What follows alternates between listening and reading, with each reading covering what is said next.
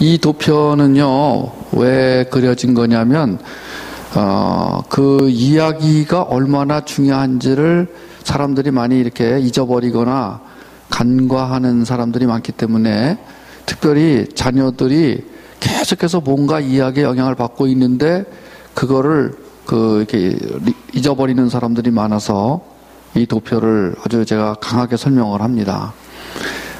세계관이라고 하는 것이 계속 뭔가를 들어서 결정되는 거잖아요. 어저께 말한 대로 사회와 가정과 문화와 과정을 통해서 한 사람의 세계관이 만들어져요.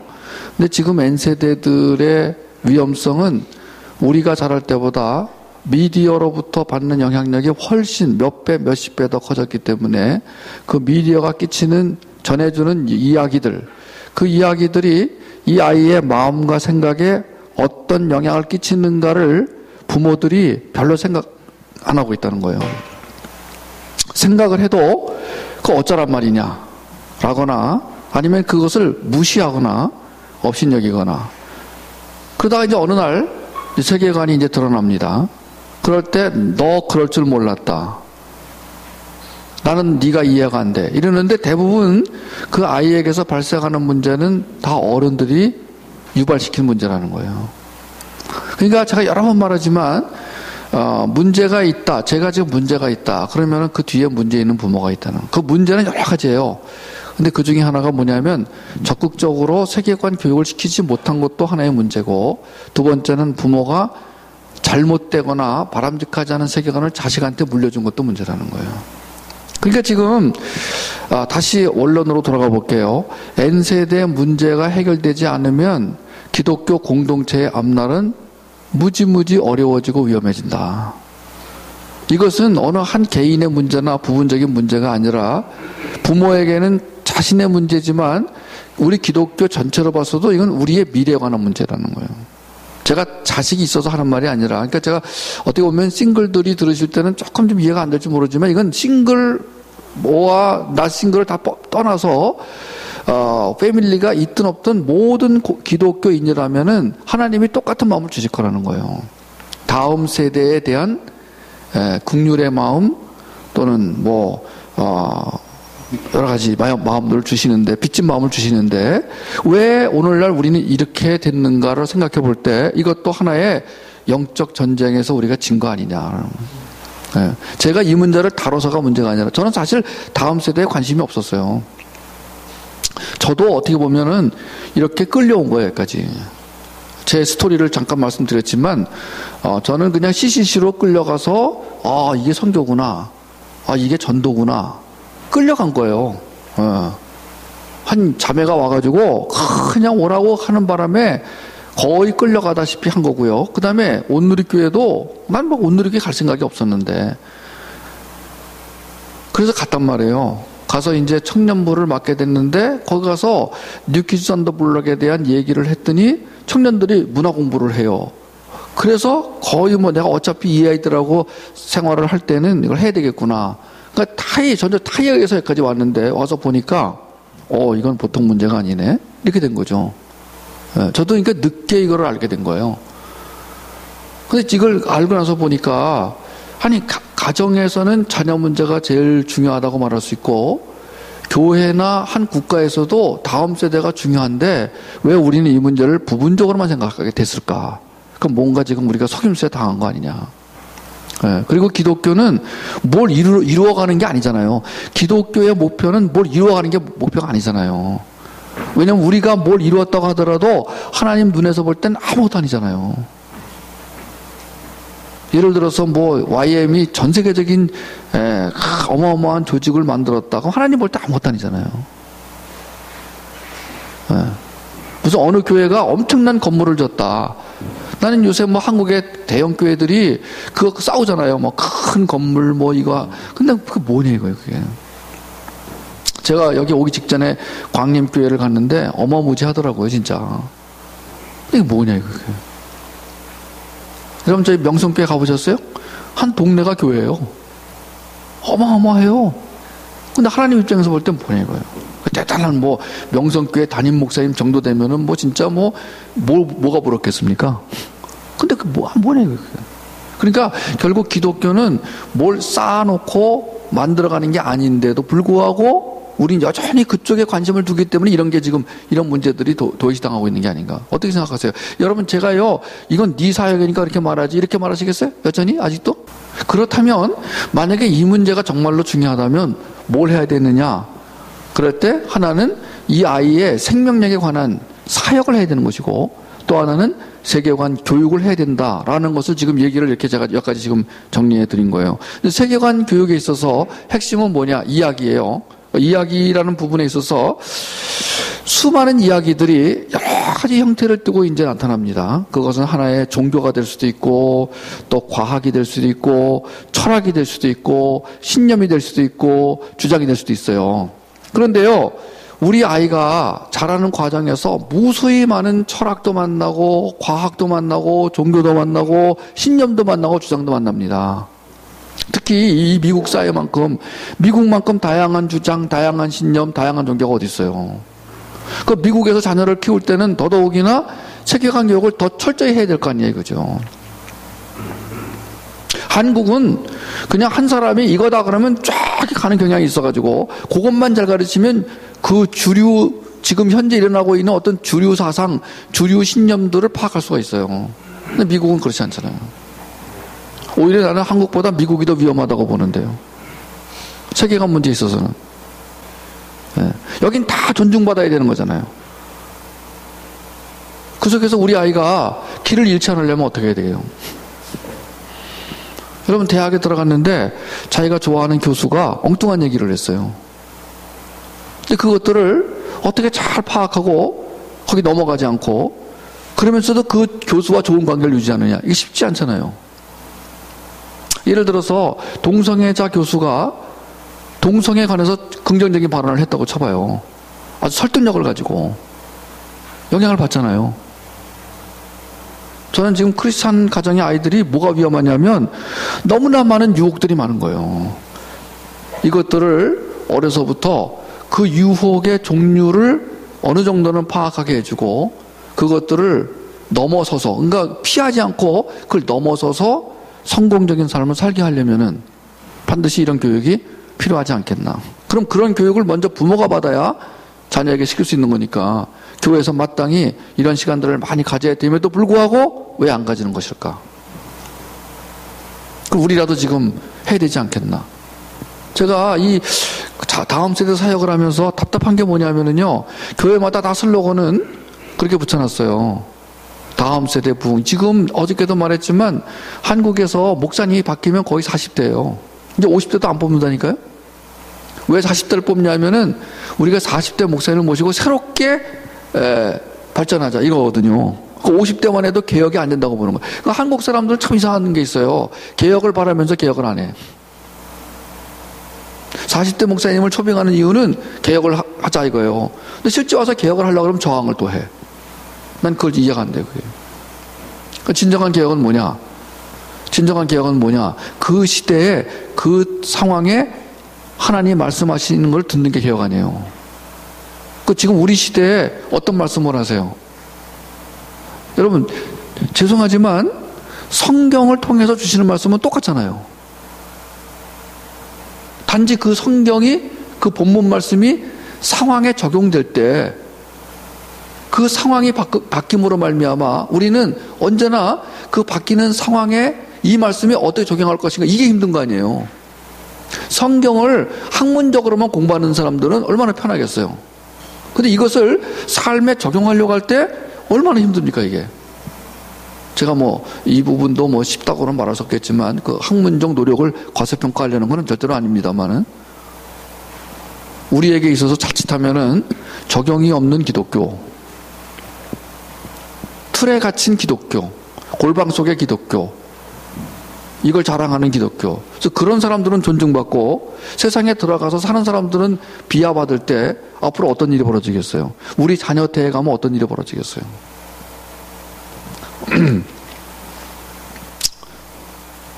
또 하나 좋은 도표 하나 보여드릴게요. 마음의 행로라고 제가 이름을 붙였는데, 그 인간에게는 지성과 감정과 의지가 있는데 이거 하나님이 주신 거란 말이에요. 이 세 가지가 인격입니다.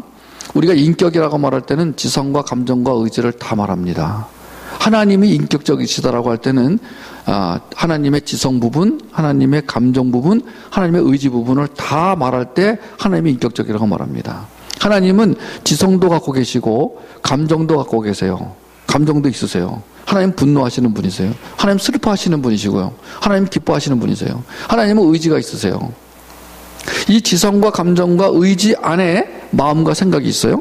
근데 이 지성과 감정과 의지가 늘 어느 쪽으로 향하느냐, 이게 이제 영적 싸움입니다. 어느 쪽으로 향하느냐. 그러니까 우리의 마음과 지성을 둘러싸고 있는 지성과 감정과 의지가 오늘 어느 쪽으로 향하느냐, 이 싸움이거든요, 사실은. 근데 이런 안전한 곳에 있을 때는 그 싸움이 쉽습니다. 우리 간사님들이 베이스 안에 있을 때는 이 싸움이 쉬울 겁니다. 비교적. 근데 만약에 복잡한 도시로 나가서 비신자들과 자주 접촉해야 되는 삶이라면 어렵습니다. 저는 우리의 목표는 교회 안에서, 기독교 공동체 안에서 사는 것이 목표가 아니라 궁극적으로 저 세상에 들어가서 사는 것이 목표여야 된다고 저는 생각을 합니다. 맞습니까? 네. 그렇다면은 지금 우리가 하고 있는 건 뭐냐 이거예요. 과연 얼마나 저 세상을 잘 알고 연구하고 거기에 살아가는 거를 배우고 있냐, 가르치고 있고. 여러분 자신 있으시냐 이거예요. 제가 어저께 어떤 자매님에게도 내가 했지만 자신 있으세요? 내가 물어본 게 그거예요. 자신 있으세요? 이렇게. 네. 어떤 간사님은 자신 있다고 말하는데 저는 물어보고 싶어. 얼마나 자신 있으세요? 세상이 만만하지 않아요. 결코 만만하지 않습니다. 그러니까 우리 때까지는 이렇게 기독교 공동체 안에서 안전하게 살 수 있었는데 우리 다음 세대 어떻게 하겠어요? 저희 딸이 보스턴 버클리를 나왔어요. 영화 음악을 전공했어요. 그래서 가능하면은 미국의 영화사에 들어가서 일하기를 바랬어요. 취직이 안 돼서 한국에 왔지만 저는 미국의 영화사에 들어가도 문제가 될 거다고 생각해요. 왜냐하면 미국의 영화사가 제가 알아보니까 만만하지가 않습니다. 특히 월트 디즈니는 아주 적극적으로 동성애를 옹호하는 영화사잖아요.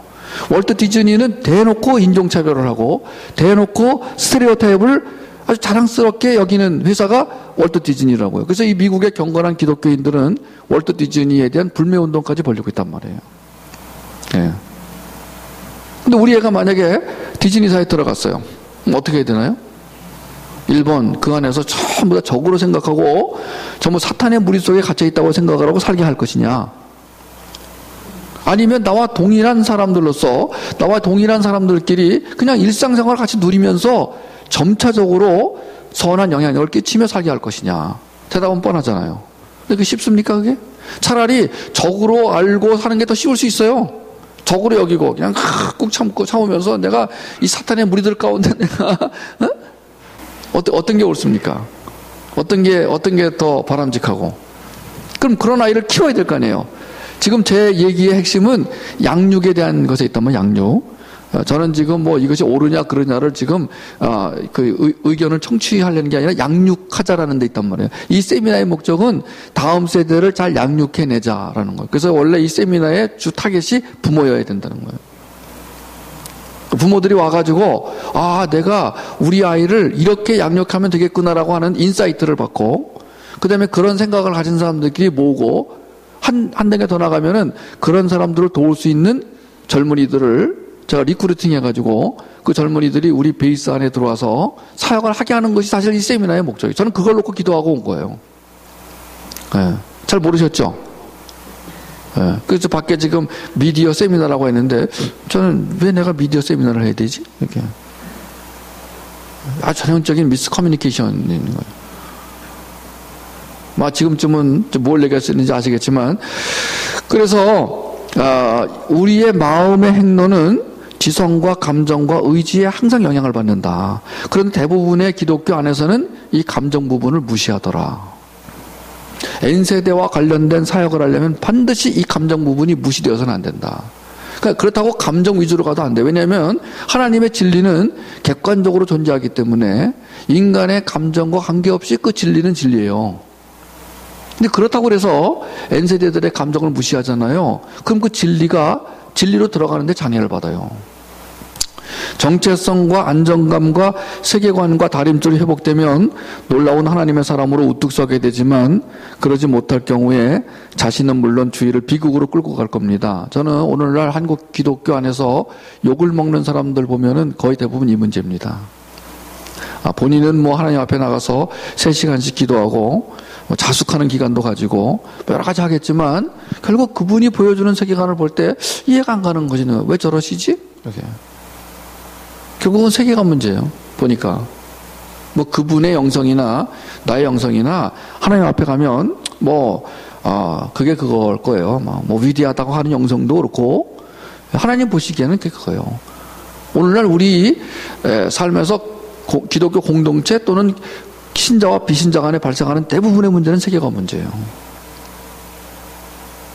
그 세계관이 공동체를 깨트려 놓기도 해요. 부부 사이를 갈라놓기도 하고. 이렇게 중요한 세계관을 만약에 양육 부분에 안 집어넣는다면 앞으로 계속해서 그 부분은요 큰 문제로 남을 거예요.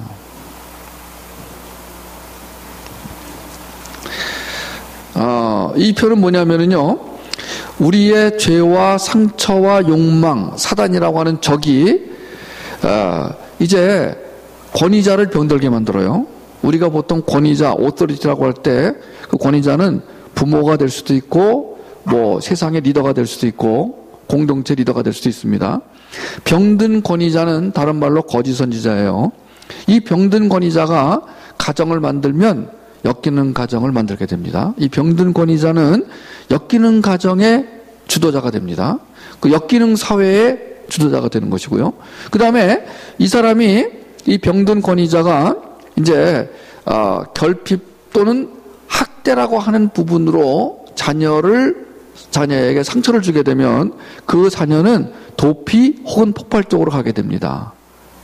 그러면 이 네모 안에 지금 이 병든 권위자가 엮이는 가정의 그 부모가 되든 엮이는 사회의 리더가 되든 아니면 자녀를 도피와 폭발 쪽으로 가게 하는 그 주도 역할을 하든 간에 공통적으로 네모 안에 들어가는 단어가 있습니다. 그게 뭐죠? 영어 보시면, 힌트 영어 보시면은 성인아이죠. 여러분, 제가 죄송하지만 N세대 사역과 관련해서 또 하나 굉장히 날마다 저에게 이렇게 도전해 오는 단어가 하나 있는데 그게 뭐냐면 성인아이라는 거예요.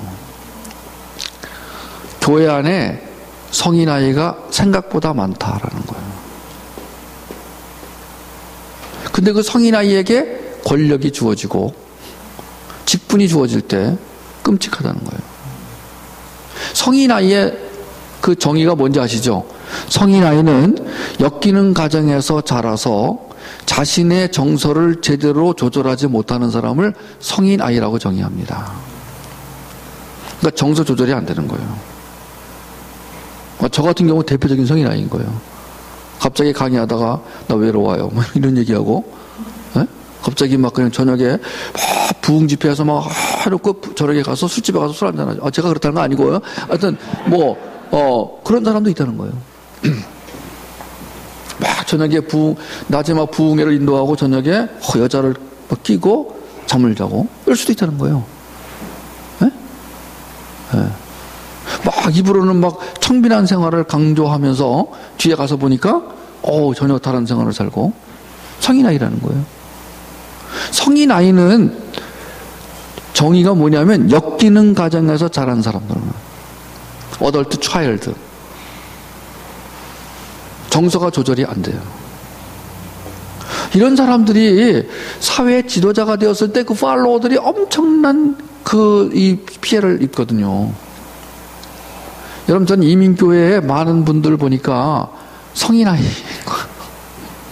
근데 그분들이 장로나 권사란 직함을 가지고 교회를 섬겨요. 이 성인아이는 정서가 조절이 안 되기 때문에 자존감은 약하고 자존심은 세요. 이 정서가 조절이 안 되는 사람의 특징이 자존심이 세요. 자존감은 건드리면 건드릴수록 올라갑니다. 이 방 안에 그런 분이 계세요.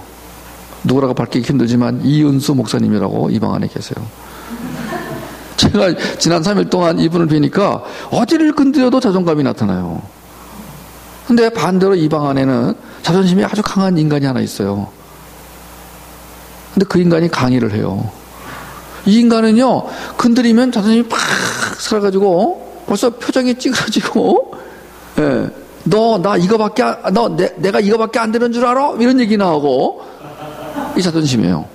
성인아이예요. 여러분, 제가요, 성인아이가 얼마나 무서운 증상인가를 제가 최근에야 깨달았어요. 과거에도 알았지만, 와,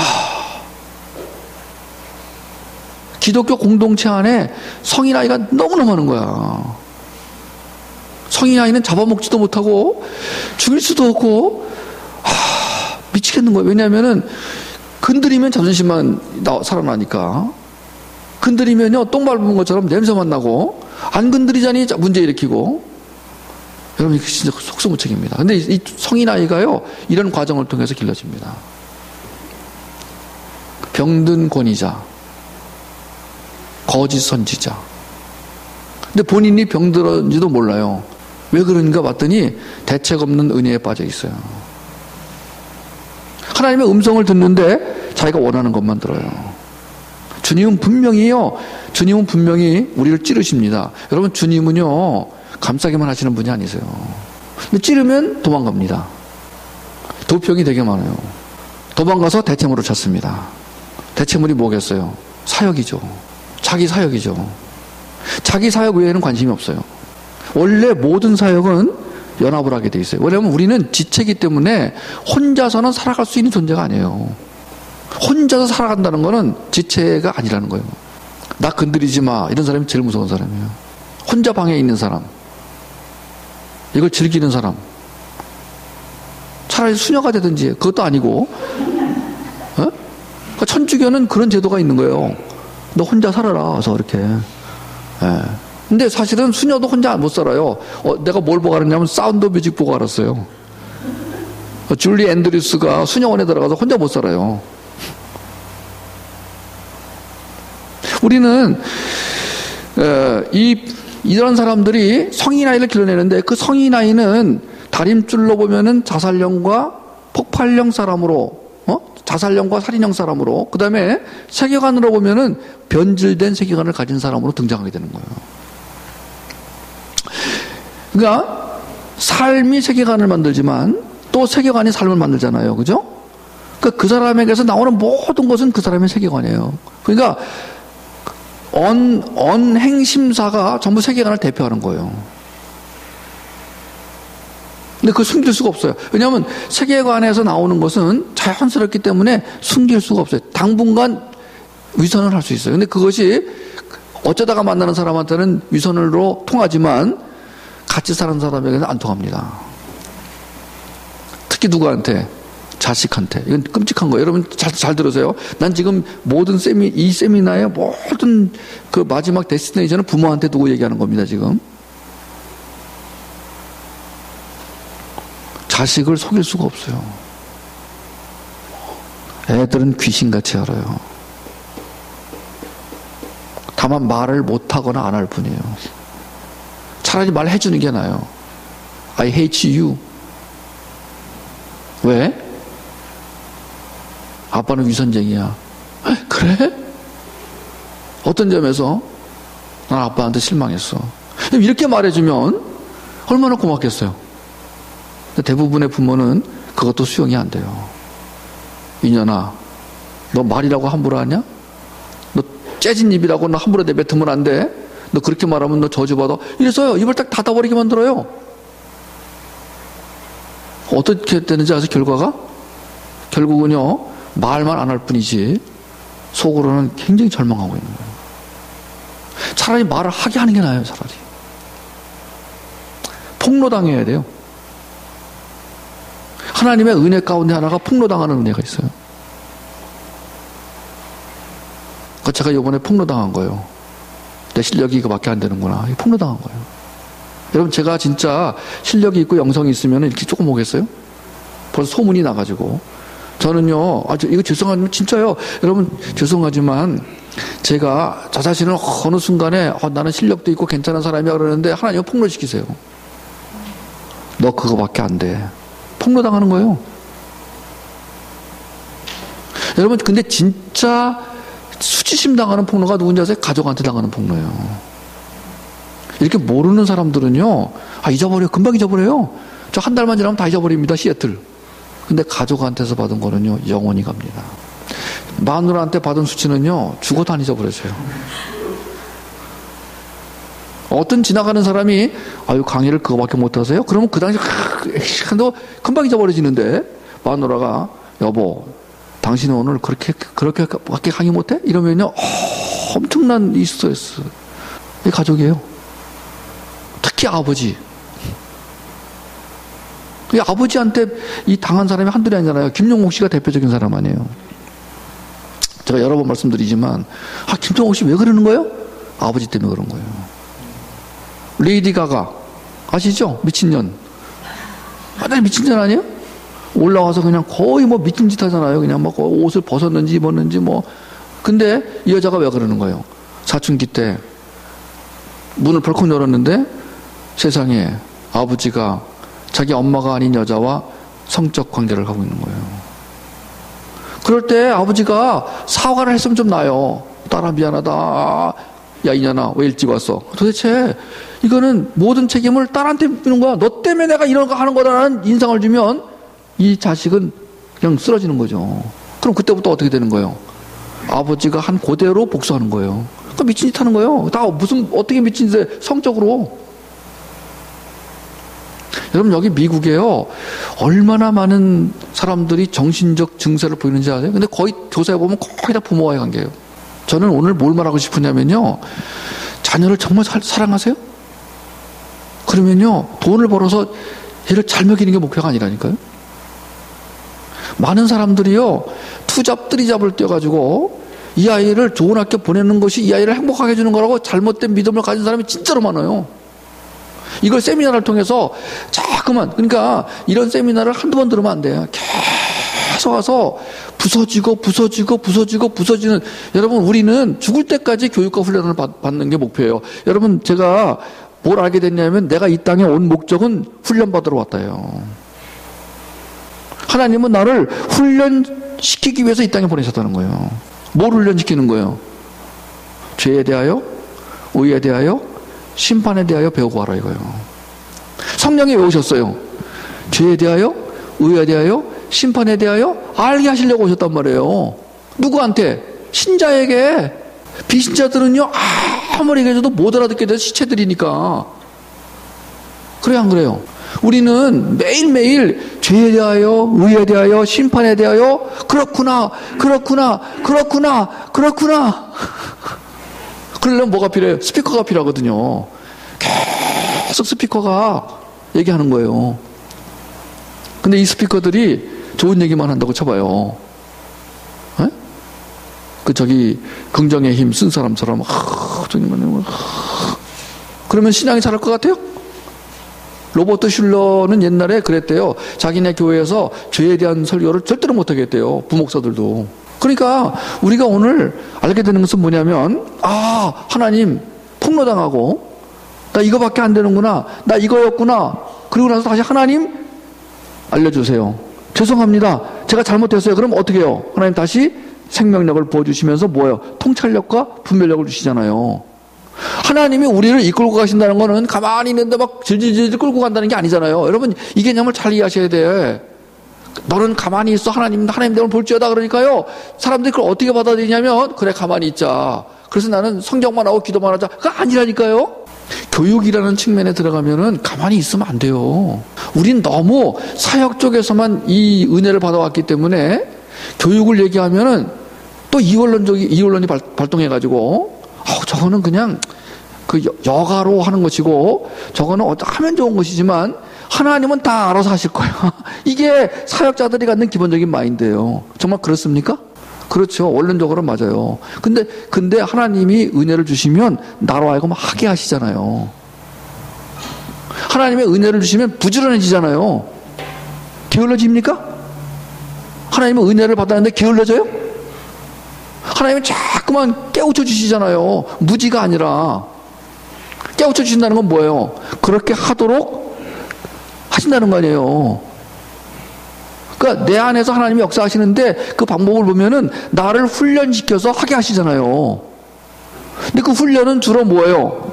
나의 그 폭로당함과 나의 깨어짐을 통해서 훈련하시는 거 아니에요. 근데 사람들은 깨어짐과 부서짐을 싫어해요. 근본적으로. 본능적으로 싫어해요. 그거는요. 아프니까. 이건 뭐하고 똑같으냐면 병원에 갔는데 의사 보고 아프지 않게 해주세요. 의사가 웃어요. 어떻게 안 아프게 해줘요? 제가 치과에 자주 갔거든요. 임플란트를 하기 위해서 한 달에 한 번씩 갔는데 저는 의사가 그래요. 치과 의사. 그것도 괜히 알았어. 의사가 그걸 괜히 말해줘가지고 알게 된 거예요. 선생님은 마취가 잘 안 되는 사람입니다. 이렇게. 이걸 알고 나서부터는요, 진짜 더 겁이 나는 거야. 나는 뭔가를 찌르면은 굉장히 무서운데, 치과에 가서 주사기로 잇몸을 찌를 때, 찌르기 전부터 아파. 찌르면 덜 아픈데, 막 떨려요, 몸이 막. 그럼 의사가 뭐래? 긴장하지 마세요. 어떻게 안 긴장을 해요?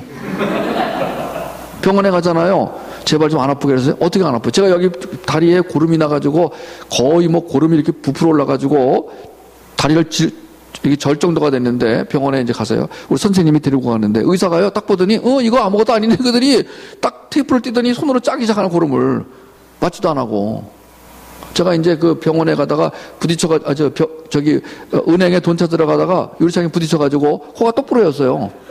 네. 그 논현동 사거리에서 차를 세워놨는데 거기는 뭐 5분만 지나면 당장 딱지가 뛰는 곳이니까 제가 뭘 일하다가 빨리 시드니에 돈을 보내야 되는데 마감 시간이 5분밖에 안 남은 거야. 그 사람 휙 몰고 가가지고 은행에 뛰어가다가요 유리 있는 거 모르고 그대로 가서 부딪혔는데 전속력으로 뛰어가다 부딪혀가지고요 딱 붙이는 순간에 눈이 반짝하더니 뭐가 줄줄 흘러 이렇게. 그 앞에 있는 은행원이 막 놀래. 네. 코가 부러졌어요. 그래서 이제 속히 이제 갔거든요 병원에. 갔는데 이제 의사가요 이거는 입원을 해야 된다는 거야. 근데 내가 일주일 후에 볼티모어를 와야 되는데 볼티모어를 꼭 와야 됐어요. 다 이미 결정해 놓은 거기 때문에. 그래서 말했더니 의사가 안 된다는 거예요. 그래서 아닙니다. 저는 가야 됩니다. 그랬더니 그러면 방법이 하나 있다는 거예요.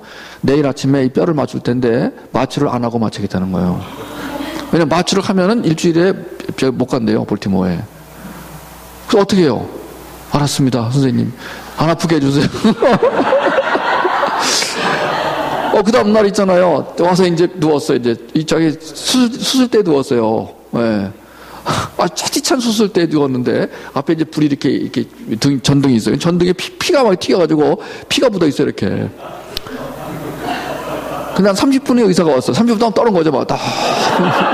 근데 의사가 왔는데, 손을 이렇게 집어넣어가지고, 뼈를 맞추는데, 진짜 으드득 이렇게 했어요. 그래가지고, 미국에 올 때 이 타이거 마스크를 쓰고 비즈니스석에 앉아가지고 이제 왔어요. 그 경험을 하면서 뭘 느꼈냐면요, 낫기 위해서는 아파야 된다.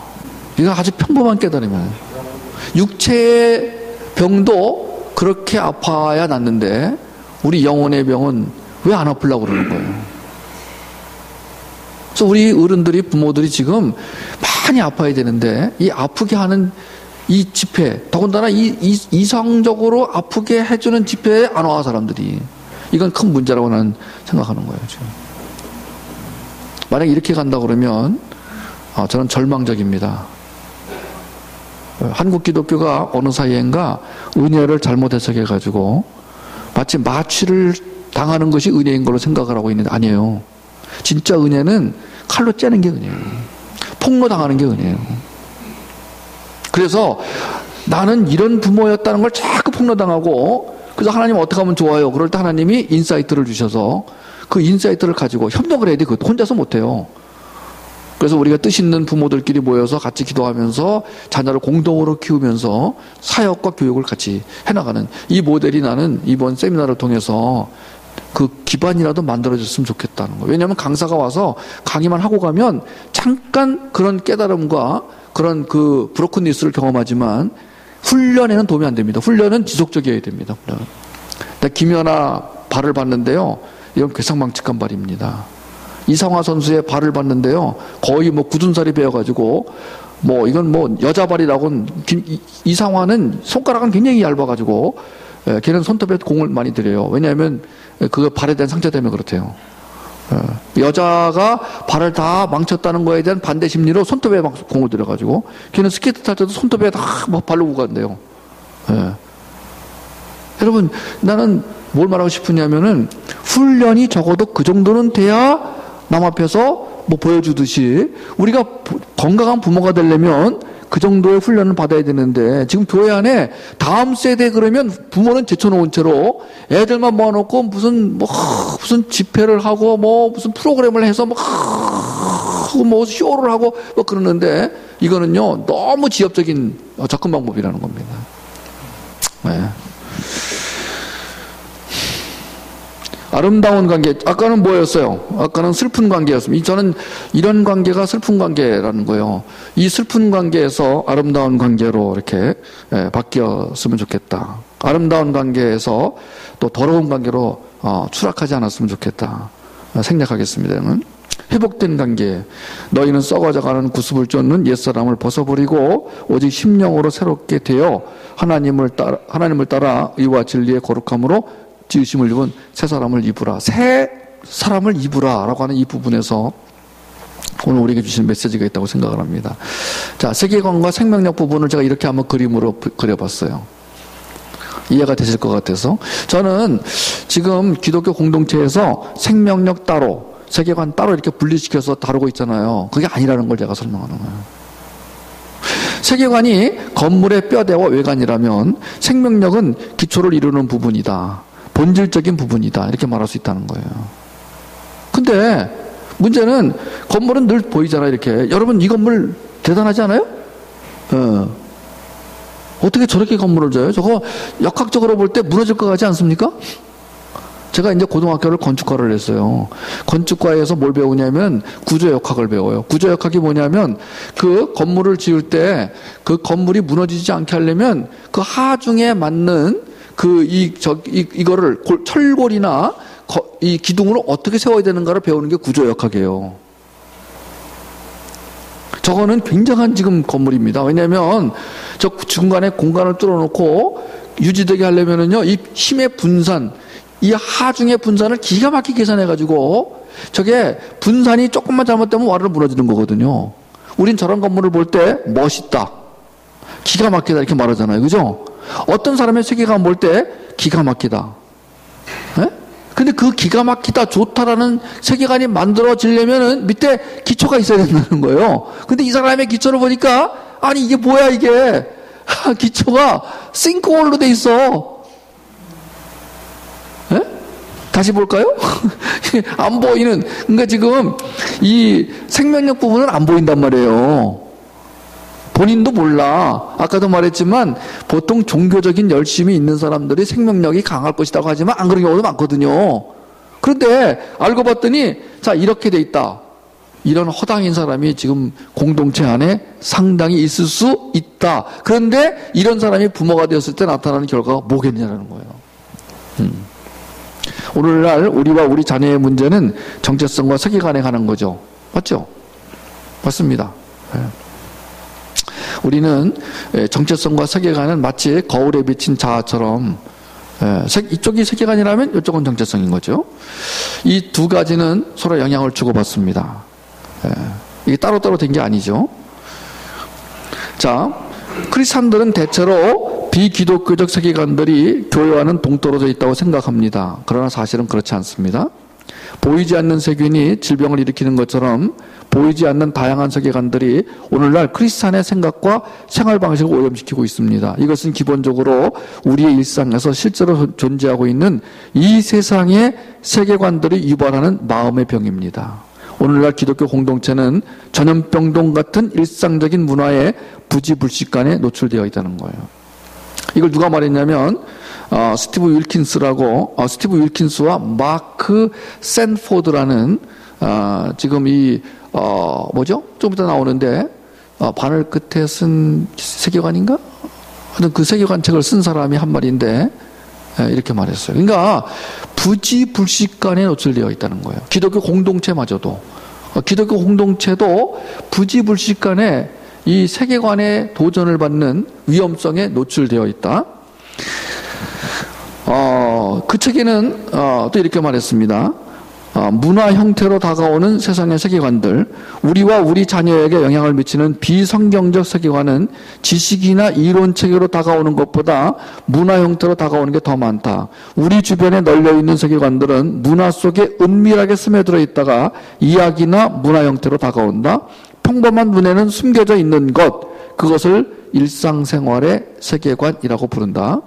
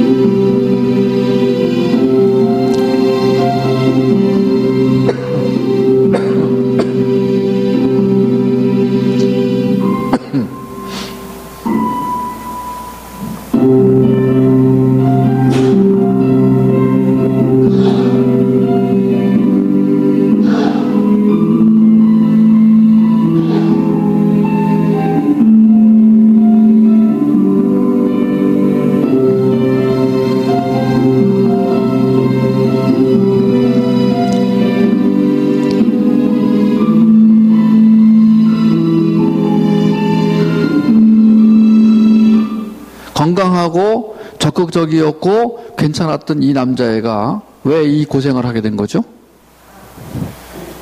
그것은 바로 위에 있는 저거 티 안 나는 코 성형이라는 전 메시지에 속아 넘어간 거예요. 이 아이에게는 욕망이 있었어요. 숨겨져 있는 욕망.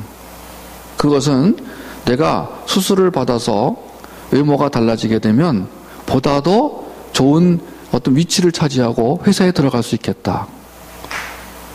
그래서 이 아이는 병원에 가서 수술을 받았는데 재수가 없게도 이제 수많은 아이들이 이런 얘기 들려주면은요 그래요. 저건 재수 없는 거예요. 저렇지 않은 애가 더 많아요. 이렇게 받아들입니다. 어쨌든 간에 이 남자애는 어떤 메시지에 속았어요. 그 메시지는 두 종류예요. 내면에 있는 메시지와 밖에 있는 메시지예요. 여러분 이것은 극단적인 사례지만 여러분의 자녀와 내 자녀가 앞으로 이런 사례를 많이 겪으면서 좌충우돌하고 살 가능성이 높다는 거예요. 그러지 않게 하는 교육이 예방교육이잖아요. 어떤 일이 벌어졌을 때 우린 거기에 대해서 막 당황하고 이렇게 생각해요. 하나님은 모든 것이 합력하여 선을 이루시니까 괜찮다. 맞습니까?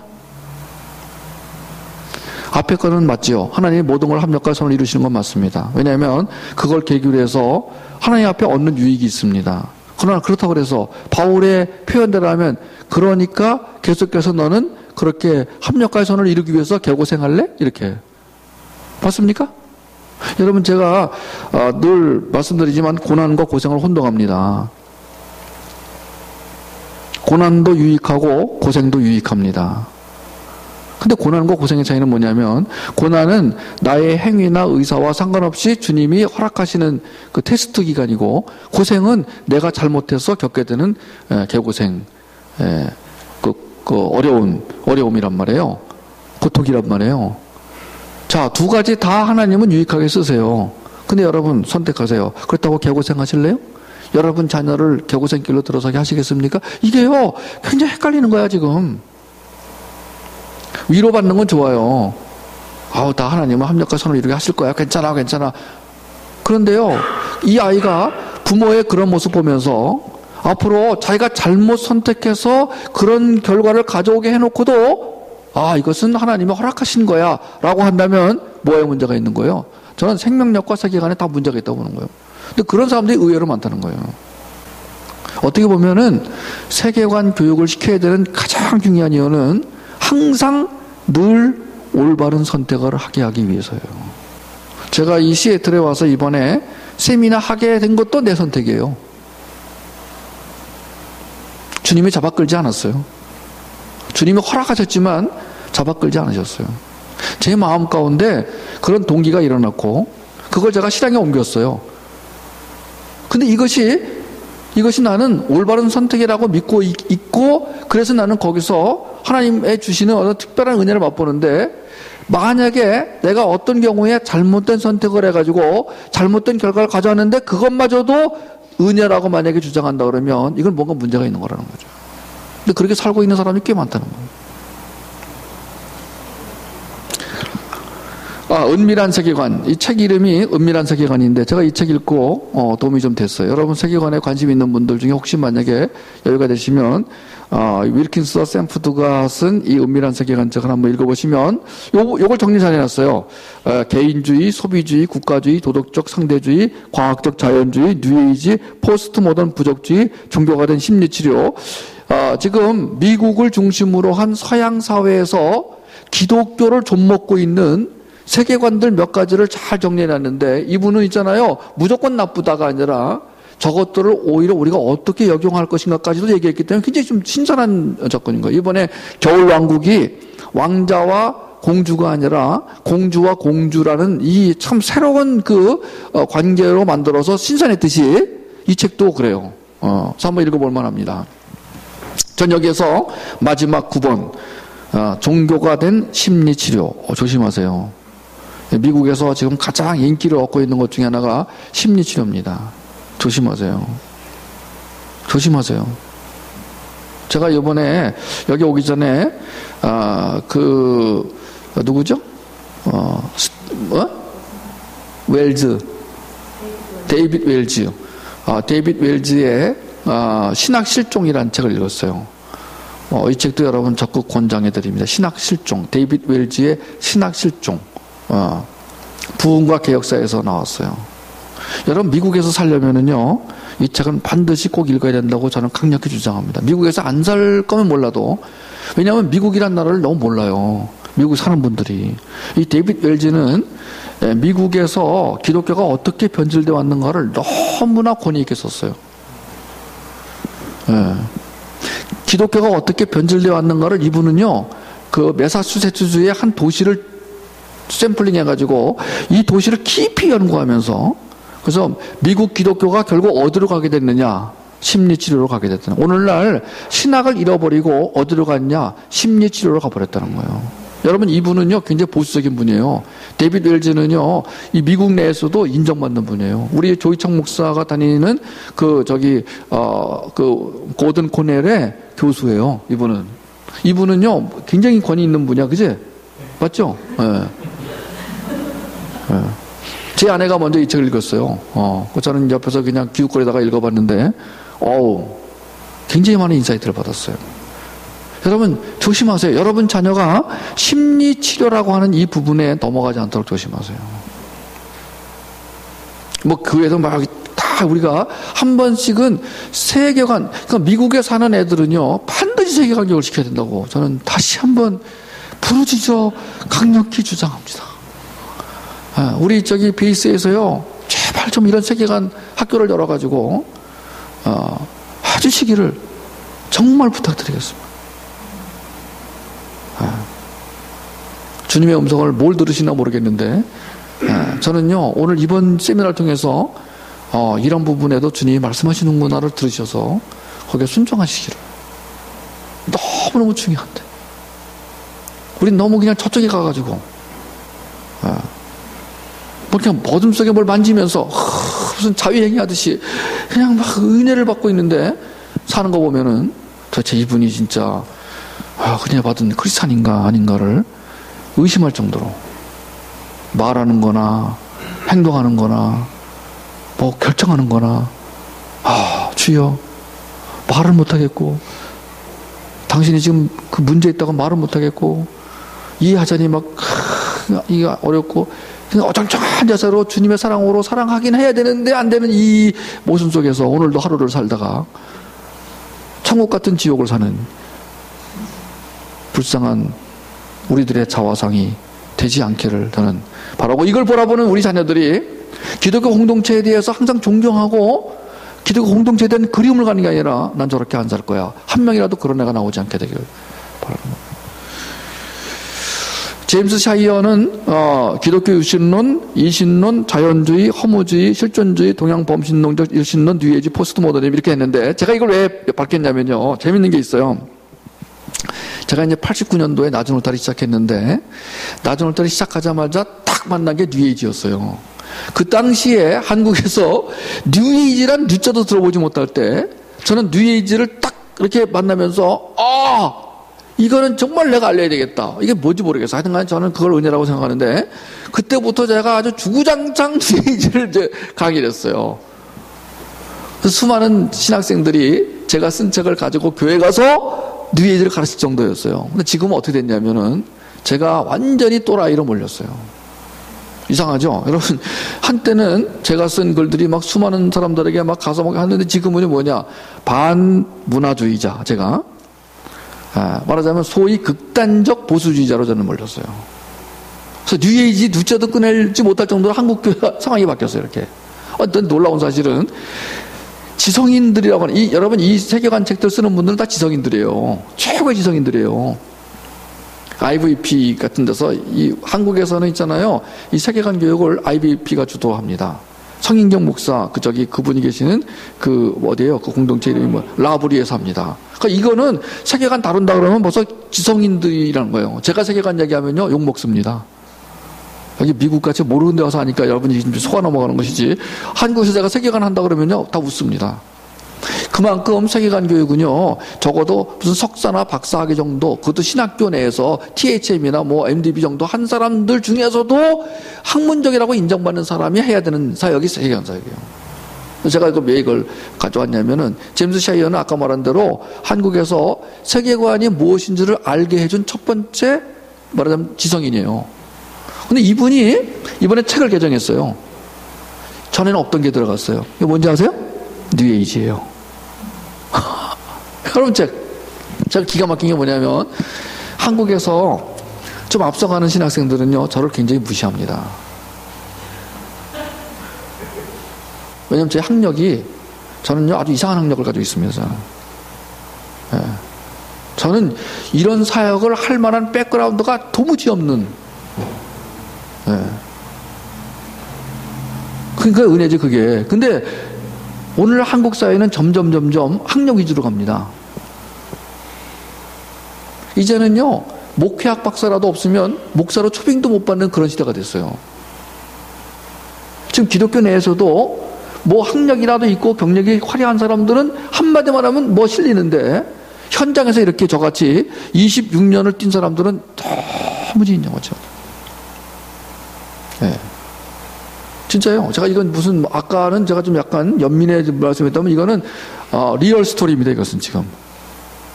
그렇다고 제가 그것 때문에 꿀려서 못하는 건 아닌데 그렇다는 거예요. 근데 아이러니컬하게도 제가 뉴에이지를 그렇게 강조해가지고 욕을 먹었는데, 아니 대체 지성인들이, 아까 그 은밀한 기독교에도 나왔잖아요. 여기도 은밀한 세계관에서도 뉴에이지를 다뤘어요. 이건 새로 나온 책이에요. 근데 세계관 책의 가장 고전, 제임스 샤이어, 이번에 개정판 냈는데 뉴에이지가 들어갔어요. 그러면서 뭐라고 하는지 아세요? 기독교인들이 꼭 알아야 할 반기독교적 세계관으로 뉴에이지를 다루는 거예요. 도대체. 저는 지금 한국에서요, 뉴자도 못 꺼낸다니까요? 뉴에이지 얘기하면요, 또 그 얘기야? 이런 식이에요. 그 얘기해줘서 고맙다가 아니에요. 여러분, 요즘 낮은 울타리 보세요. 뉴자 실었나?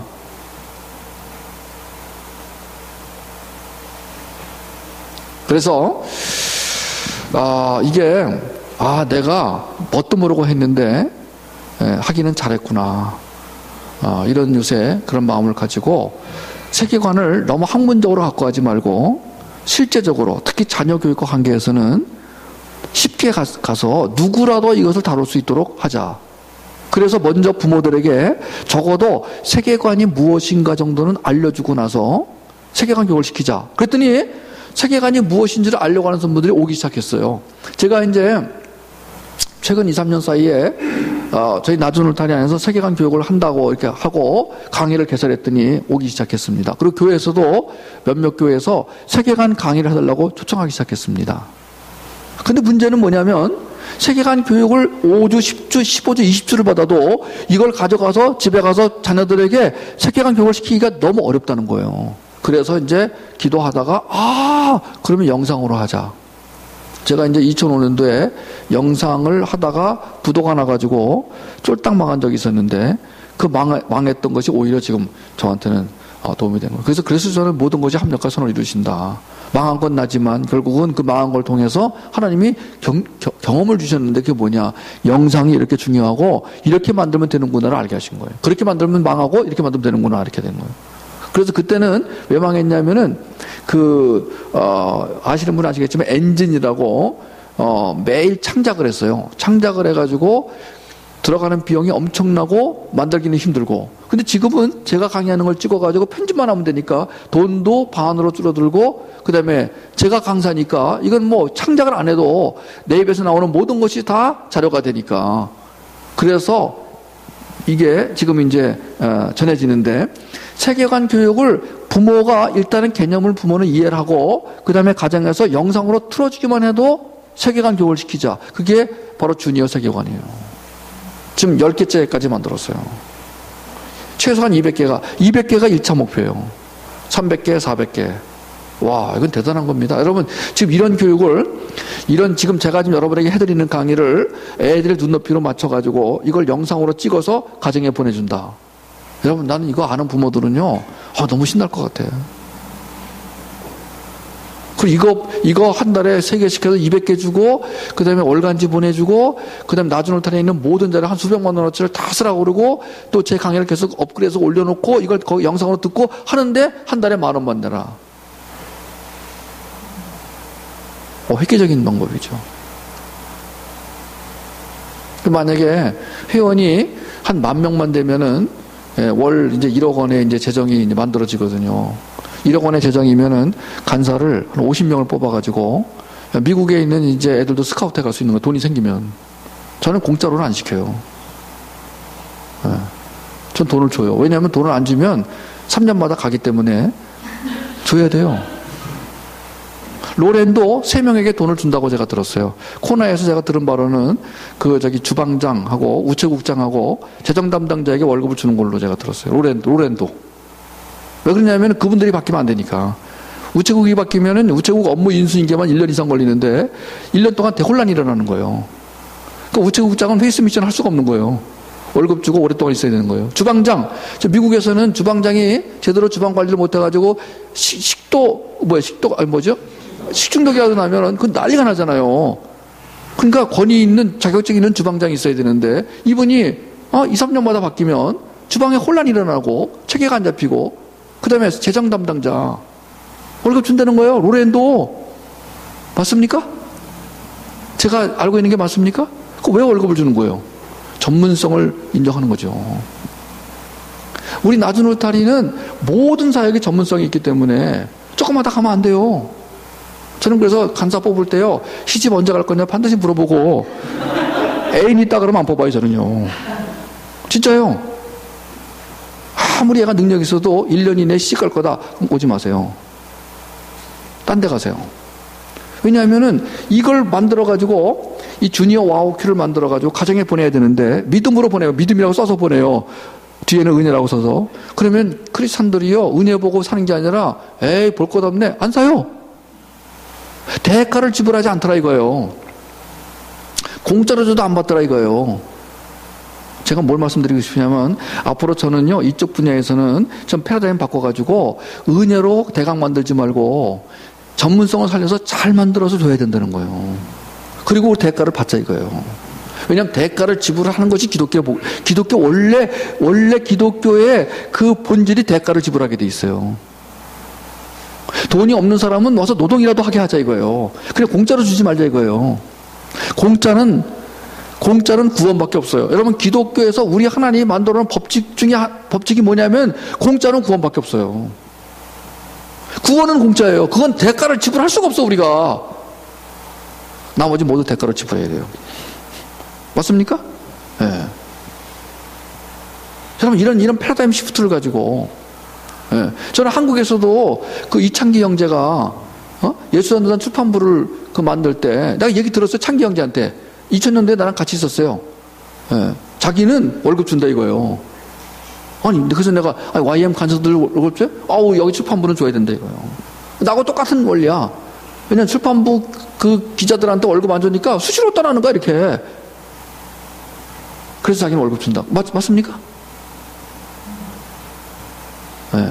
왜 어쩌다가 이 얘기 나왔는지 모르겠는데, 하여튼 뉴에이지 하다가 이 얘기 나왔는데 다 관련이 있을 거라고 생각이 듭니다만. 문화의 중요성, 사람들의 삶과 신념을 형성하는 세계관은 대부분 이론적이거나 지식책에서 비롯된 게 아니다. 이게 또 혁명적이에요.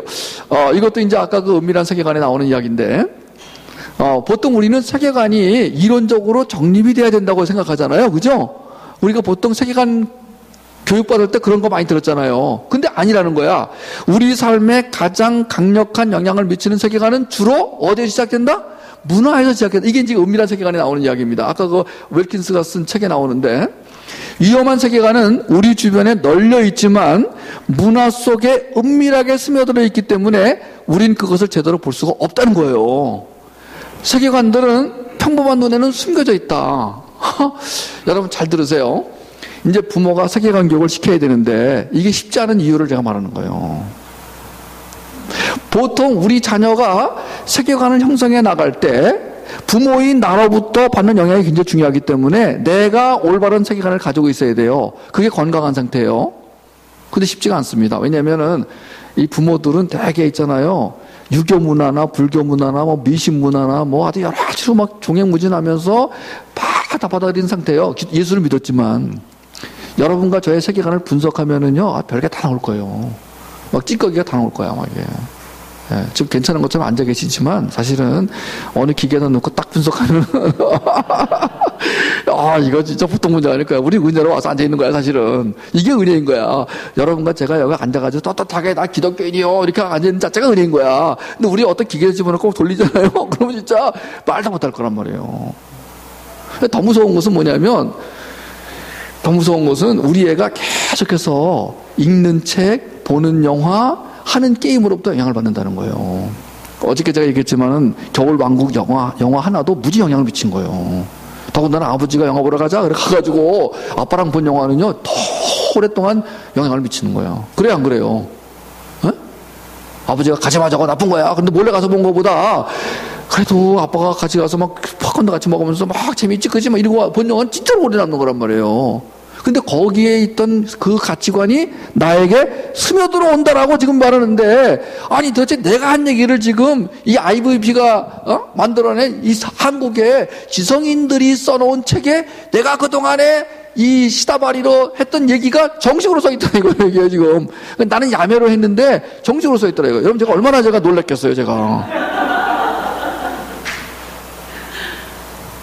내가 한 얘기는 별로 인정 안 해주고, 이런 사람이 한번 특히 미국의 유명한 목사가 쓴 책은요 대단한 권위를 주는 이 모순된 세상을 저는 고발하고 싶은 거예요.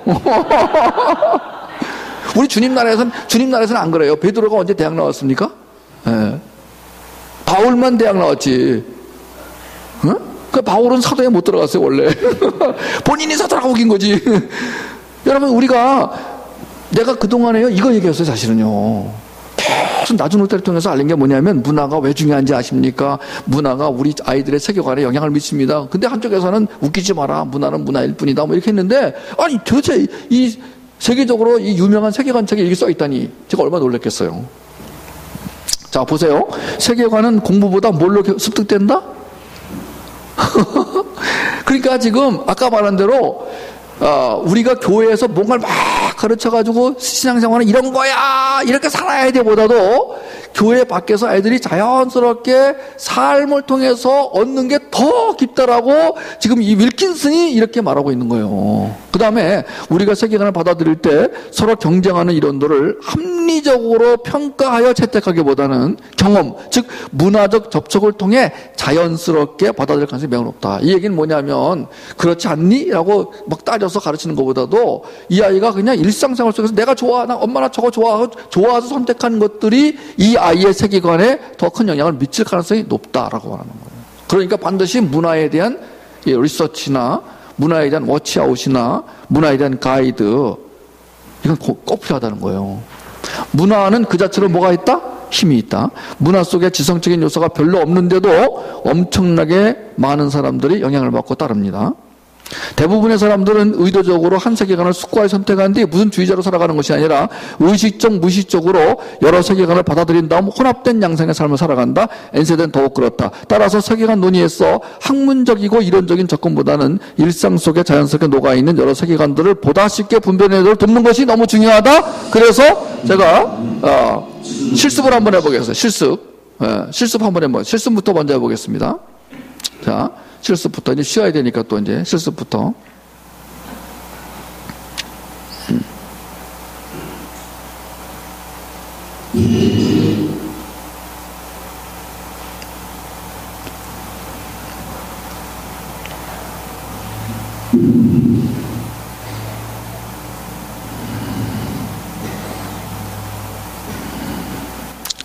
실습한 다음에 쉬는 시간 드리겠습니다. 자, 시크릿이라는 게 있어요. 시크릿 들어보셨어요?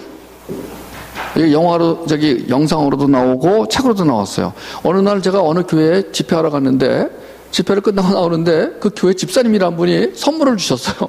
책을. 그래서 뭔가 봤더니 제목이 시크릿이었어요.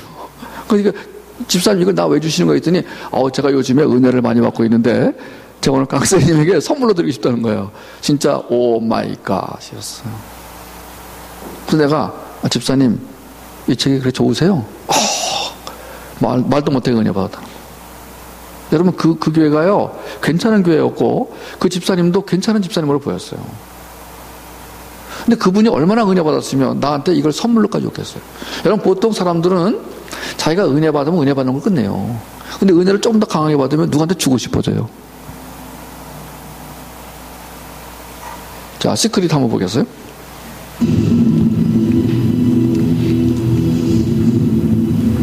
시크릿 강의를 성경적 시간으로 한번 평가해 보도록 하겠습니다.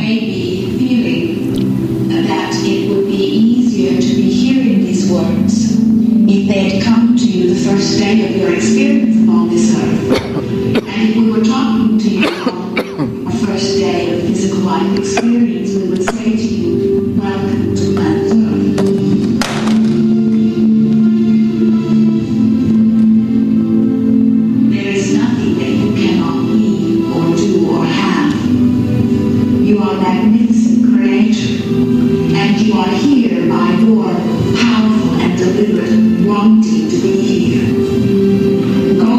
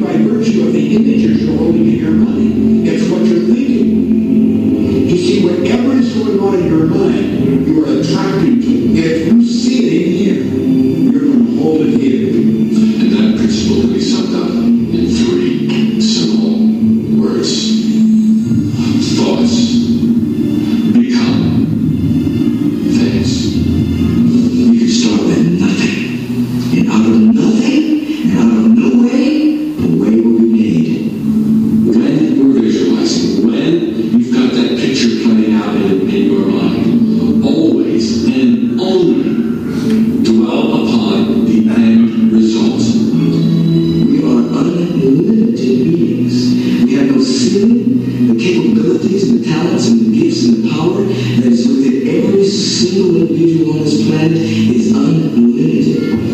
I believe that you're great, that there's something magnificent about you.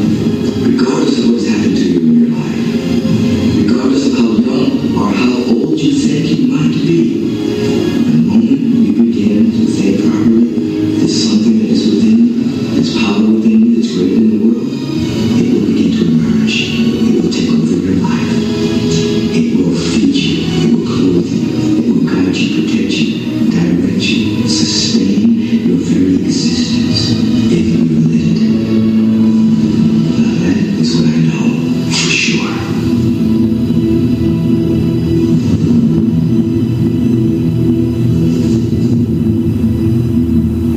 이 시크릿 열풍이 얼마나 강하게 부는지 모르시죠? 엄청납니다. 저는요, 조엘 오스틴 같은 분의 신학 그 사상 중에는 일부 이런 것이 들어있다고 저는 생각합니다. 그래서 문제가 되는 거예요. 그러면 여러분 이거를 우리 저 뒤에 딸이 있는데 우리 지금 저기 이구영 목사님의 그 따님이 지금 엔세들 대표해서 와서 앉아 있는데 Thank you for your coming for all N generation. I want to promise to you give $10.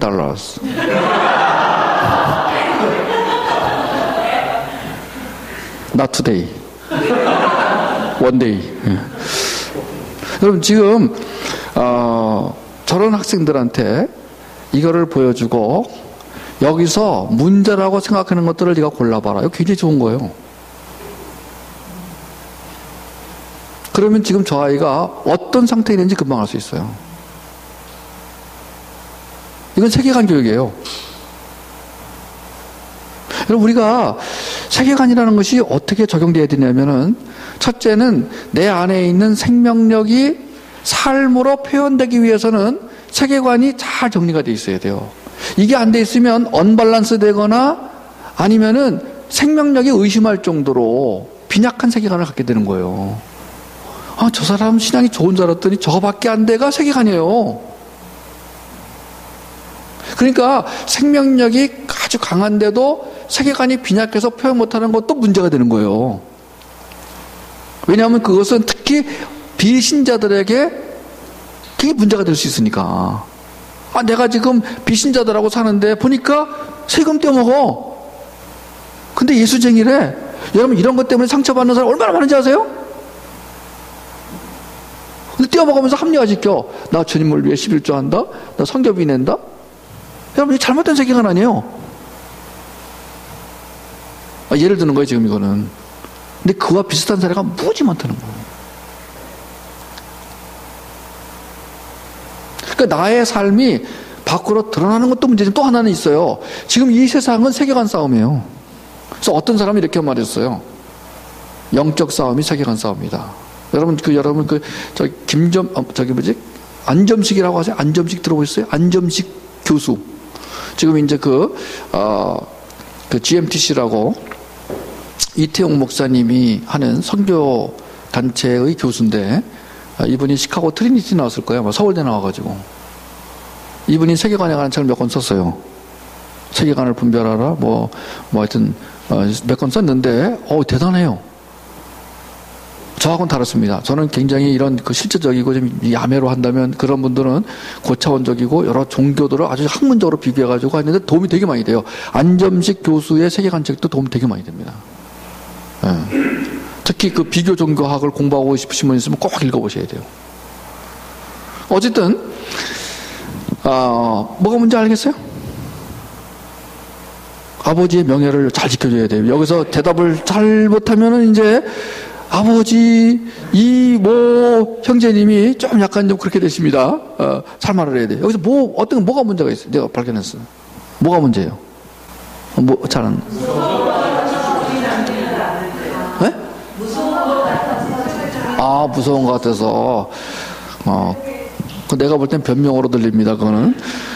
그러나, 당신은 묵비권을 행사할 권리가 있으니까, 더 이상 불리하다고 생각하면은 변호사를 대동하셔도 됩니다. 예.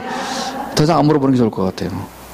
무서운 것 같아서, 이구영 목사님. 예. 따로 만나서 이렇게 한번 얘기를 했으면 좋겠어요. 가정에 대해서 한번 얘기를 저랑 하시죠. 자녀에게 대해서. 이거는요, 이게 여기에 있는 말들은 다 좋은 말로 들려요. 다 가짜예요. 그러니까 지금부터 내가 분석해 드리겠어요. 지금부터. 네. There is nothing that you cannot be or do or have. You are a magnificent creator, and you are here by your powerful and deliberate wanting to be here. 자, 자세한 분석이 아니에요. 제가 이거 갖고 하려면 또 한 며칠 걸리기 때문에 사실은 제가 사례를 제대로 할 수 없는 게 시간이 많이 걸려서 그래요. 우리 간사님들은 저한테 사례를 자꾸 분석해달라고 그러는데 그게 보통 시간이 드는 게 아니에요. 지금 여러분 들으신 이 부분에는요, 당신은 어떤 사람이든 될 수 있어요. 당신은 창조자입니다. 당신이 태어난 건 당신이 원했기 때문입니다는 거짓말이에요. 여러분, 제가 성경 구절 4개만 인용해도 완벽한 거짓말이라는 게 드러납니다. 네. 만약에 우리 학생들에게 여가 시간에 이런 걸 가지고, 어저께 겨울왕국 잠깐 봤잖아요. 겨울왕국에서 그 주제가에서 뭐라 그랬어요? 엘사가 뭐라 그랬어요? 내 인생을 창조하는 건 나다 그랬잖아요. 똑같은 거예요, 지금 이게. 오늘날 뉴에이지에서 말하는 가장 많은 용어는 나예요. 내가 내 인생의 주인이라는 거예요. 네? 나는 꿈을 가지고 있다는 거예요. I have a dream. 나는 내가 마음 먹으면 할 수 있다는 거예요. 그러니까 뭐예요? 두려워할 필요가 없다는 거예요. 그 두려워할 필요가 없다고 말하는 대상은 나예요. 이게 뉴에이지라니까요. 겨울왕국에서 우리는 좋은 것도 발견해요. 특히 올라푼가 거기 왜 눈사람, 이 눈사람은요 굉장히 희생적이에요. 얘는 여름이 되면 자기가 녹아버리는 것도 모르고, 여름을 기다리고, 얘는요 자기의 몸이 막 부서져라고 막 하면서 그 엘사를 구해내고, 희생정신에다가 뭐 하여튼 낙관주의에다가 많은 걸 좋은 점 발견할 수 있어요. 그러나 이 영화가 가지고 있는 것이 정말 좋은 영화냐라고 할 때 I'm not sure. 그렇지 않다라는 것을 우리 애들에게 어떻게 알려주느냐가 교육인데 이걸 안 지켜. 그러면 그게 발전해가지고 여기까지 가는 거예요. 나중에는 아주 비슷한데 전혀 다른 복음 속에서 얘가 헤매는 결과가 나오는 거예요. 그럼 나중에 이게 왜 문제지? 이렇게 되면 곤란한 거예요. 여긴 좀 쉬워요. 그래도 두 번째 부분 보세요. Go forth, giving thought to what you are wanting, attracting life experience to help you decide what you want, and once you've decided, giving thought only onto that. Most of your time will be spent collecting data that will help you decide what it is you want. But your real work is to decide what you want and then to focus upon it. For it is through focusing upon what you want that you attract. That is the process of creating. 맞습니까? 원하는 것은 이루어집니까?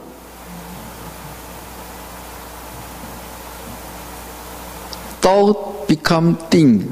생각하는 것이 현실이 됩니까? 되죠. 많은 경우 돼요. 내가 서울대학을 목표로 해가지고 공부를 열심히 했더니 서울대학에 들어갔다. 여러분 지금 교회 내에서도 있잖아요. 공부 잘해서 서울대 들어간 크리스찬의 책이 거의 그런 식이에요. 베스트셀러입니다. 불티나게 팔려요.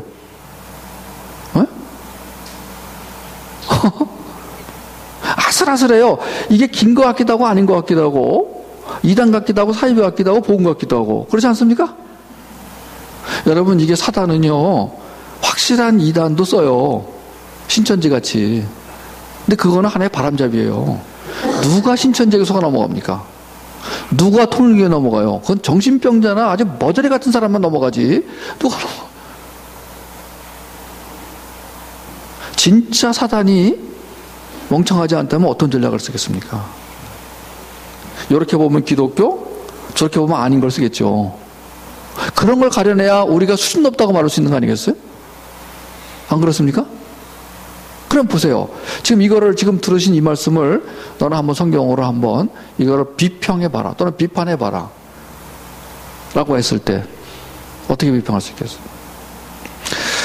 원하는 것에 집중하면 원하는 모든 것을 가질 수 있다. 이거는 굉장히 매력적인 말이에요. 오늘날 교회 내에서도요, 이런 비슷한 게 많이 들려요. 당신은 사랑받기 위해 태어난 사람. 맞아요? 틀려요? 맞습니까? 틀립니까? 반만 맞아요. 반만 맞습니까? 왜 반만 맞습니까, 강사님? 사랑받기 위해서 태어난 건 맞는데, 그거는 또 다른 내가 뭔가를 해야 될 힘에 대한 어떤 다른 존재에 대한 많은 얘기가 아니죠. 저는 100% 틀린다고 생각해요. 왜냐하면 당신은 죽기 위해 태어난 사람으로 해야 돼요. 바울의 신학은요, 나는 죽고 그리스도만이에요. 그렇습니까? 안 그렇습니까? 맞아요? 틀려요? 분명히 말해보세요. 반만 맞아요. 왜 반만 맞아요? 나는 죽고 그리스도만이 왜 반이에요, 그게? 나는 완전히 죽고 그리스도만 살아야 되는데 왜 반만 맞아요? 왜냐하면 제가 없어지는 게 아니니까요. 아니, 간사님, 생각해보세요. 나는 없어져야 돼요. 아니, 바울 신학은요, 나는 완전히 없어져야 돼요. 내가 없어지는 건데 제가 없어지는 게 아니잖아요. 헷갈리게 말하지 마시고 증인은 분명한 말을 해주셔야 됩니다. 본법정에서 법정을 모독하면 즉각 구속입니다. 아니, 지금 보세요. 당신은 사랑받기 위해 태어난 사람 그랬잖아요. 맞아요? 틀려요? 이게 왜 위험성이 있냐면 당신은 존중받아야 할 사람으로 들려진다는 거예요. 더 나아가면은 당신은 괜찮은 사람으로 들려줄 수 있다는 거예요. 근데 바울은 주구장창 나는 무익한 자요, 죄인 중에 괴수요. 그래서 안 그랬어요. 이게 바로 문제예요. 이게 지금 우리가요, 이런 문제를 가지고 떳떳이 말할 수 없게 만드는 그런 것들이 굉장히 문제인 거예요. 신학은요, 설교자의 설교 토시 하나 갖고도 이단이냐고 싸우는 판에 이런 것들은 넘어가. 근데 이게 상당한 후유증을 갖고 와요. 왜냐하면 이런 거를 자꾸 강조하면요, 나 괜찮은 사람인데 왜 그러는 거야? 이렇게 되는 거예요. 안 괜찮아요. 다 쓰레기예요. I am nothing이에요. 개똥이에요. 다 개똥들이야, 다 여기야. 개똥이 아니야. 우리는 존재 가치가 뭐냐면 나는 개똥이다. 이게 우리의 본질에서 시작돼야 되는, 이게 안 된다는 거예요. 제가 너무 과한 겁니까? 아니, 바울의 신학이 그거 아니에요. 나는 무익하나. 나는 무익하다 그랬잖아요. 거기에 나는 반은 무익하나. 이렇게 됐습니까? 헷갈리시나 봐요.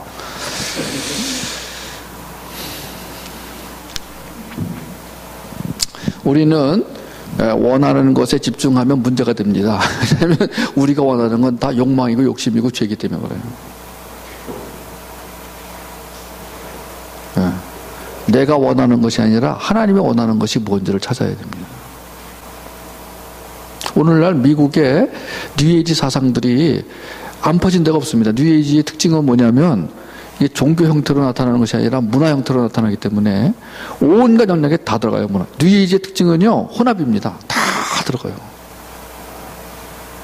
이거를 구별하기가 쉽지가 않아요. 너무 많이 들어가서 녹아져 버렸기 때문에. 신천지는 구별하기 쉬워요. 일단 신천지 사람들은 계시록 공부하자고 다가와요. 그러니까 우리 계시록 공부합시다 이러면 의심해 봐야 돼. 일단 첫째, 모르는 사람이 와가지고. 그것도 두 번째는 14만 4천 갖고 따지면 뭐가 수상한 거야 이거 지금. 여러분, 우리가 이단들마다 접근하는 방법이 딱 있어가지고 그 매뉴얼을 만들어가지고 매뉴얼을 주면 그거 갖고 딱딱딱 구별이 되는데 뉴에이지는요 정말 어려워요.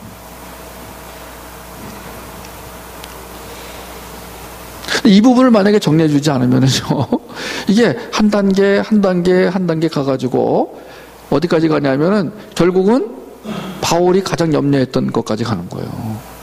그게 뭐냐면 구원받은 이후에도 내 안에 여전히 옛 자아의 습성이 살아남아 있어가지고 이것이 주도권을 잡은 상태가 로마서 7장이거든요. 그렇게 되면 우리 자식은 살아가는 자체가 곤고한 삶이 된다니까요.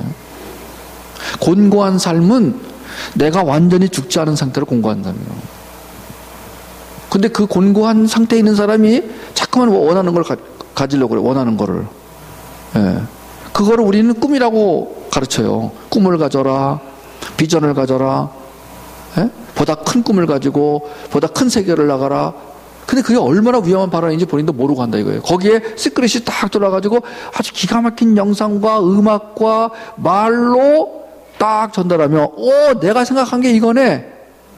이게 지금 아까 그 집사 같은 분이에요. 이분은요 너무 좋아가지고 막 내가 처음 보는 강사한테도 막 선물할 정도로 나한테 줄 정도면 얼마나 많이 줬겠어요 이 사람은. You can have, do, or be anything you want. You can have whatever it is that you choose. Look at how big it is.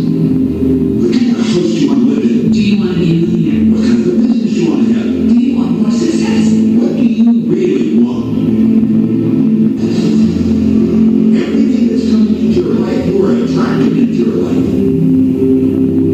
And it's attracted to you by virtue of the images you're holding in your mind.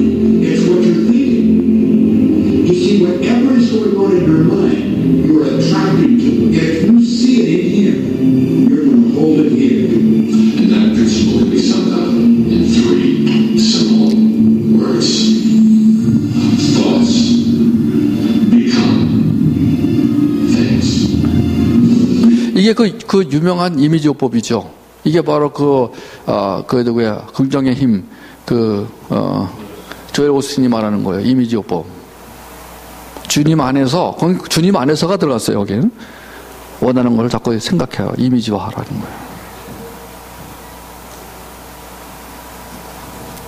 그러니까 거의 비슷한데 한 글자만 더 들어가거나 한 문장이 더 들어가거나.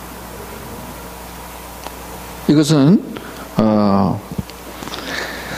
성경에서 말하고 있는 우리의 실체를 모르고 있을 때 너무 먹혀 들어가는 것이지, 내가 누군지를 알게 되면 이건 얼마나 위험한 말인가를 우리는 안다는 거예요. 우리의 신앙생활의 목표는요, 훈련이에요. 훈련은 크게 3가지로 말할 수 있어요. 의에 대하여, 죄에 대하여, 심판에 대하여요. 죄가 뭐예요? 우리가 죄에 대하여 훈련받는다는 건 뭐예요? 날마다 죄를 생각한다는 거죠? 그럼 성경에서 말하는 죄는 뭐예요? 하나님과 분리되어 있는 게 죄잖아요.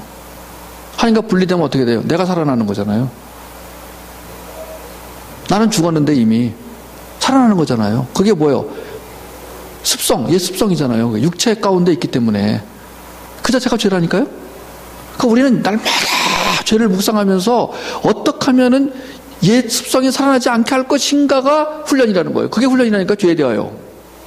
의에 대하여는 뭐예요? 예수 그리스도가 죽음으로 나를 의롭다고 인정하셨구나. 내가 오늘 살아가는 것은 그분의 죽음 때문이구나가 의에 대하여예요. 심판에 대하여는 뭐예요?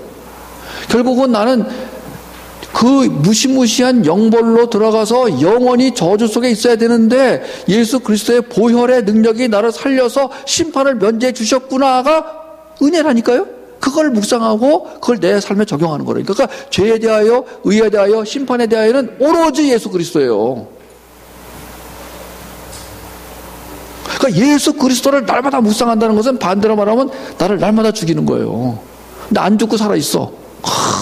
내 의지, 내 사상, 내 언어, 내 경험이 살아가지고 꿈틀대 어떻게 돼요? 곤고한 삶이에요. 그 곤고한 삶은 또 괜찮아요. 사망의 몸이에요. 사망의 몸이 뭐냐 하면은 제가 들은 바로는 바울이 그 당시에 사망의 몸이라고 썼을 때 그 용어는 어디서 빌려온 거냐면 그 당시에 그 살인범이 사람을 죽여서 그 살인을 하잖아요. 그러면 그 시체를 찾아다가 살인범하고 묶어둔대 이렇게.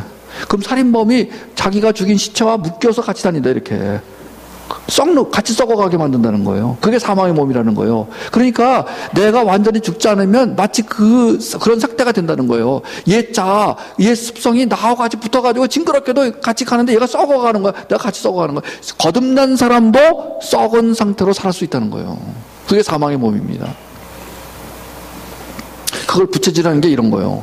자꾸 그 옛 습성과 옛 자아의 그 모습들을 부추겨내가지고 그걸 아주 고상한 언어로 그걸 포장해서 거기에 빠지게 만드는 거예요. 그게 사단의 목표입니다. 그것이 이런 문화 속에 싹 들어오는 거예요. I believe that you're great, that there's something magnificent about you. Regardless of what's happened to you in your life, regardless of how young or how old you think you might be, the moment you begin to think properly, there's something that is within you, there's power within you that's greater than the world, it will begin. 옛날에는 당신은 사랑받기 위해 태어난 노래가 참 좋은 영향을 발휘했다면 이제는 빨리 뭐가 나와야 되냐면 당신은 죽기 위해 태어난 존재라는 노래가 나와야 돼요. 이제는 우리 아이들에게 어떻게 하면 빨리 죽고 잘 죽는가를 가르쳐줘야 될 때가 왔습니다. 정말로.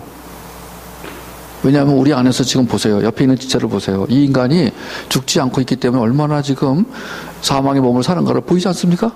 저는 안 보여요. 여러분하고 안 사니까. 저는 몰라요. 여러분도 저를 몰라요. 근데 같이 사는 분들은 보이지 않습니까? 얼마나 징그럽습니까? 저 지체를 사랑해야 돼 말아야 돼를 100번씩 고민하지 않습니까? 근데 그게 내 모습이에요. 저 사람만 그런 게 아니라 나도 그러고 있다니까요. 근데 이것이 무서운 건 자식한테 들어간다는 거예요. 사랑하는 부모님들이지요. 자식을 살리고 싶으세요? 본인이 사셔야 돼요. 어떻게 할까요? 마지막 세션을 4시 반까지 끝낼까요? 단축 수업을 할까요? 4시 반이 아니라 5시 반까지인가요? 네. 5시 반까지 가지 말고 단축 수업을 하는 게 더 바람직하다고 저는 생각하는데 어떻게 생각하시는지요? 강사님들이 원하시는 대로 끝까지 하셔도 돼요. 단축해도 되고요. 저는 여러분이 불쌍해 보입니다. 이상하게도 입술은 파릿하고 추워 보이고 없어 보이고 이상하게도 저기가 오늘 이 모임이 있어 보이는 게 아니라 없어 보입니다. 그래서 분위기가 막 열기가 막 나서 정말 하나라도 배워가지고 막 해야 되겠다는 것보다는 배우면 좋지만 이런 분위기인 것 같아요. 맞습니까? 제가 정확히 파악한 것 같은데. 그래서 토요일이고 그러니까 또 들을 만한 분들 다 들으셨고 그래서 단축 수업을 좀 해가지고 일찍 마치고 나머지는 우리 간사님들은 또 베이스에 가서 또 시간 되면 또 해드리고 여기 또 외부에서 오신 분들에게는 다음에 또 기회를 드리도록 이렇게 하는 게 좋을 것 같아서요. 지금부터 한 15분 정도 이렇게 브레이크 하시고 3시 반에 오시면은 조금 이렇게 일찍 이렇게 마무리를 하는 걸로 할 테니까요. 혹시 중요한 질문들 있으시면 마지막 세션에서는 중요한 질문을 몇 가지 이렇게 해주시면 그걸 가지고 정리하도록 하겠습니다. 그러면 3번째 세션을 마치도록 하겠습니다.